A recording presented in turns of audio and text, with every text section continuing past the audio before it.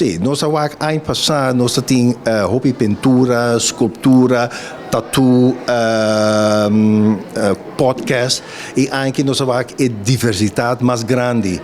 Natural, é pintura mais grande, mais hobby, escultura também, mas anche nós temos beach art, nós temos glass, nós temos podcast a trove, que nós temos joalheria, enzovoort. Câmara de Comércio, Kiko é bedoeling of Kiko quer logra com arte na Bonaire? Maneira nessa Câmara de Comércio está dando tapatur comerciante do negócio. O grupo de enfoque aqui é artista nós reparar que não ser pódio. Então, nós assim passou na nota taça, por exemplo, quanto artista está aqui e ora nós organizamos a primeira vez.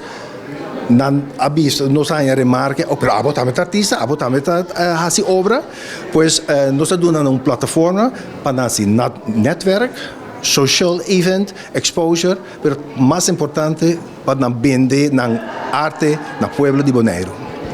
Com arte mesmo na Bonaire tem força. Posano, exatamente uma pergunta que nós apunta e nós awak dengue primeira edição. Nós nota tassa, passou nota grupo de enfoque que está clarito riba com nós bisa visível.